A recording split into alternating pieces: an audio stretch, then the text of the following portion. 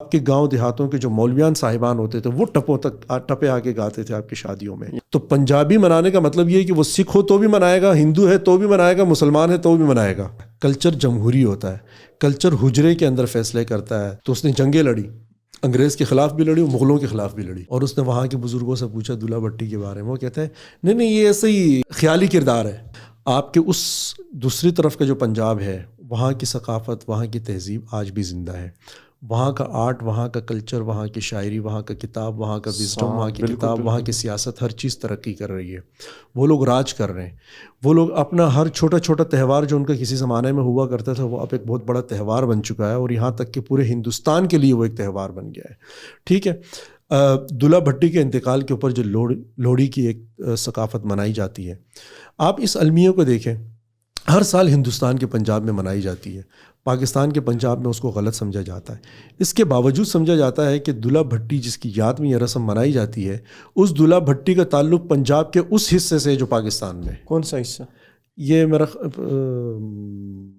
سیالکوٹ یا ساہیوال, یہ اس طرح کوئی علاقہ ہے. میرا خیال ہے وہ آپ گوگل کر لیجئے گا, آپ کو پتہ چل جائے گا. لیکن وہ پنجاب, اور جو ان کو پھانسی دی گئی وہ آپ کو اسی لاہور میں دی گئی ہے, اسی لاہور میں دی گئی ہے.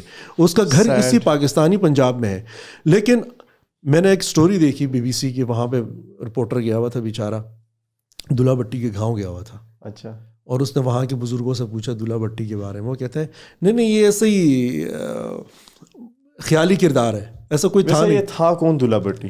دلہا بھٹی بیسیکلی ایک پنجاب سے تعلق رکھنے والا ایک بڑا ایک شجی قسم کا ایک بہادر انسان تھا, جو کہ جو آپ کی جو پنجاب کی جو سرزمین ہے وہ اس کی آزادی کی اور خود مختاری کی بات کرتا تھا. تو اس نے جنگیں لڑی, انگریز کے خلاف بھی لڑی اور مغلوں کے خلاف بھی لڑی. اچھا. دونوں کے خلاف اس نے جنگیں لڑی, اور بڑی اس کے ساتھ جان فشانی کے ساتھ اس نے یہ جنگیں لڑی. اور وہ ظاہر ہے کہ اپنی جو پنجاب کی سرزمین تھی اس کے حقوق کے لیے وہ ایک بڑا حساس قسم کا انسان تھا. اچھا. لیکن اس کو پھر مار دیا گیا. جب مار دیا گیا تو وہاں سے کہ لوہڑی کی جو ہر سردی میں منائی جاتی ہے.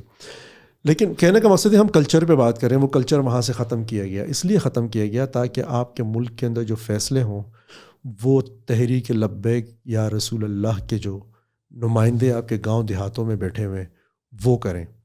آپ کا جرگہ کیا کہہ رہا ہے اس سے کوئی فرق نہیں پڑتا, لیکن 10 مولوی اٹھے انہوں نے تھانے کو گھیر لیا ہے, اس سے فرق پڑتا ہے. ٹھیک ہے. وہ کلچر تھا. اس لیے کہ کلچر سیکولر ہوتا ہے, کلچر جمہوری ہوتا ہے, کلچر حجرے کے اندر فیصلے کرتا ہے, وہ چوپال میں فیصلے کرتا ہے, وہ مسجد میں فیصلہ نہیں ہو رہے ہوتا. ان فیصلوں کے اندر آپ کے گاؤں کا, آپ کے علاقے کا پورا وزڈم شامل ہوتا ہے, اس کے اندر پوری ریت روایت اس کے اندر شامل ہوتی ہے. ثقافتی طور کے اوپر اس کے اوپر کچھ زیادتی ہو سکتی ہے, لیکن ایک پورا میکینزم ہوتا ہے جس کے تحت وہ سارے کے سارے فیصلے کیے جاتے ہیں. پھر یہ کہ اس کلچر کے اندر موسیقی جیسی چیز ہوتی ہے, آرٹ جیسی چیز پنپتی ہے اس کلچر کے اندر, اس کے اندر ٹپے اور شاعری جیسی چیزیں پنپتی ہیں. اس میں جو آپ کی شادیوں کی رسم ہیں, آپ کی جو بہاروں کی تہذیب, آپ کی جو بہاروں کی ثقافتیں ہیں, بہاروں کی آمد کے اوپر نوروز جیسی, بہار جیسی, بسنت جیسی, وہ چیزیں اس کے اندر پنپتی ہیں. یہ سارے جو پلیٹ فارم ہیں نا, جیسے بسنت ہے, بسنت کون منائے گا پنجاب میں؟ پنجابی منائے گا نا. تو پنجابی منانے کا مطلب یہ ہے کہ وہ سکھ ہو تو بھی منائے گا, ہندو ہے تو بھی منائے گا, مسلمان ہے تو بھی منائے گا. تو اس کا مطلب یہ ہے کہ اس کے اندر ایک کو ایگزسٹنس ہے. آپ اگر عشر پہ اپنے علاقوں میں جب اپنا بہار کی تہذیب جو کہتے ہیں سپرلے راغے, اپنے جب آپ ثقافت مناتے ہیں تو وہ آپ کا پورا علاقائی ثقافت ہوتا ہے. اس میں سکھ کی پگڑی سے لے کے مولوی کی پگڑی تک سب اس میں نظر آتے تھے. ٹھیک ہے.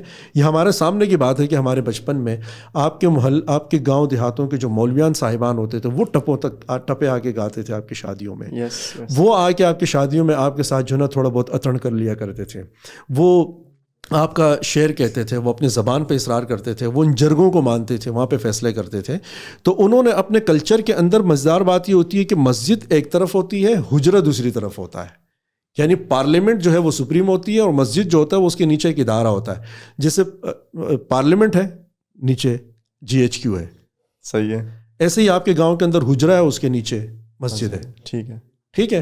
تو آپ کی جو سینٹرل کمانڈ بنائی گئی ہے نا, جس کے اندر GHQ اوپر آ گیا اور پارلیمنٹ نیچے چلا گیا, یا عدالت اوپر آ گئی ہے, جوڈیشری اوپر آ گئی اور پارلیمنٹ نیچے چلی گئی ہے اپیرنٹلی فزیکلی, وہی اسٹرکچر آپ کے لیے گاؤں کے اندر بنایا گیا, آپ کے علاقوں میں بنایا گیا. اس میں کیا کیا گیا, مسجد کو اوپر لایا گیا, فیصلہ مولوی کرے گا اور حجرے کو نیچے لے جائے گا.